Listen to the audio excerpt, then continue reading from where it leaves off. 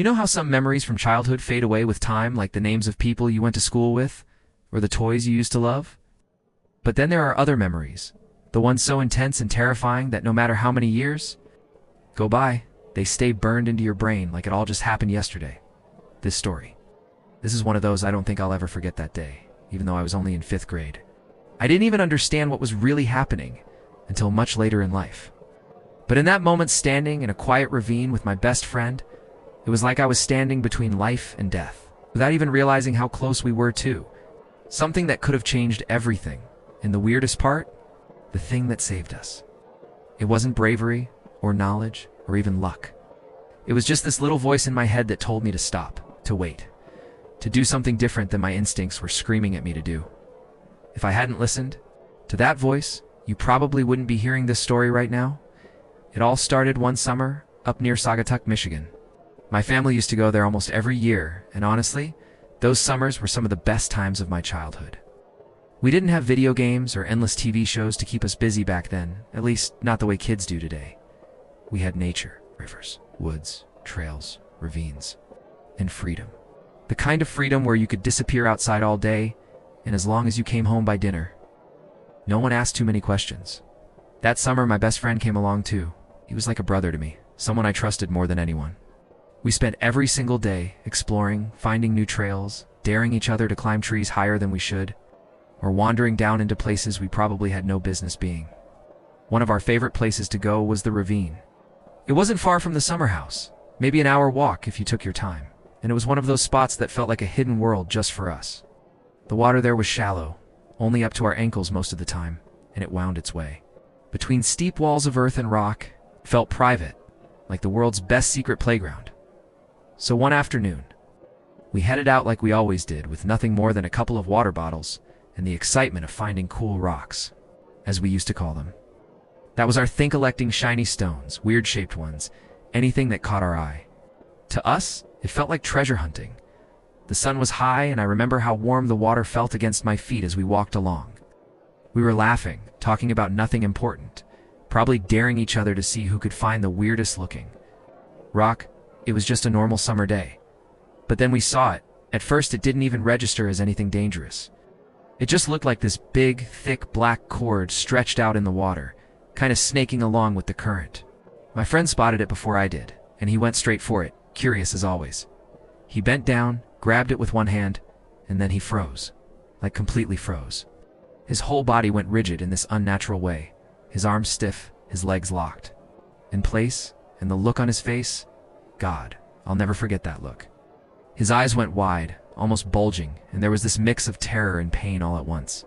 At first I thought he was messing with me, like maybe he was trying to scare me, pretending the cord was a snake or something. But then I noticed his hands. His knuckles were turning white from how tightly he was gripping this thing, except it didn't look like he was gripping it on purpose. It looked like his hands were stuck. I didn't know it at the time, but that cord was a live high voltage wire, and my best friend was being electrocuted right in front of me. I was in 5th grade. I had no idea what electricity like that could do to a person.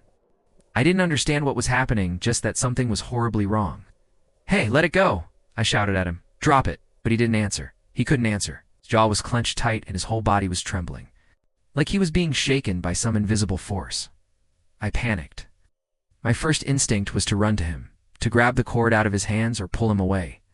That's what you do when your best friend is in trouble, right? You help them? You don't think. You just act.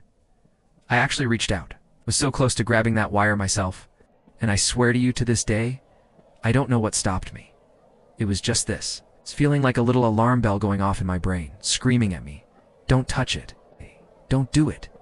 I hesitated, and in that hesitation, something else popped into my head, an idea, almost out of nowhere.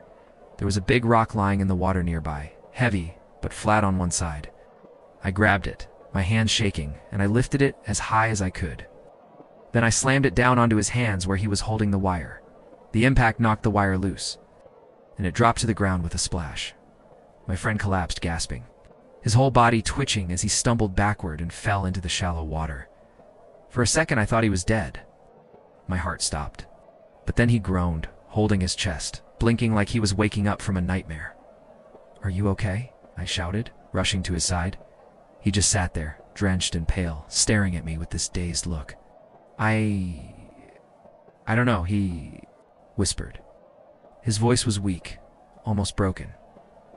We sat there for what felt like forever. I didn't know what to do. Should I run back for help? Should I leave him alone? Should we tell someone? But eventually he seemed to steady himself.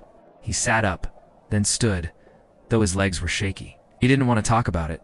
He just kept saying, "I'm fine. Let's go home." So that's what we did. We walked back in silence, both of us shaken to the core. When we finally reached the summer house, we didn't say a word to anyone. Not our parents, not our siblings, nobody. It became this unspoken secret between us, one that we carried like a weight. It wasn't until years later that I realized just how close we came to disaster. If I had grabbed that wire, if I had touched him while he was holding it, both of us could have died in that ravine. No one would have known where we were. No one would have found us in time.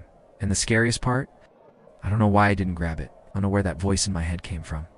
But I'm thankful, more thankful than I can ever put into words that I listened to it. Even now.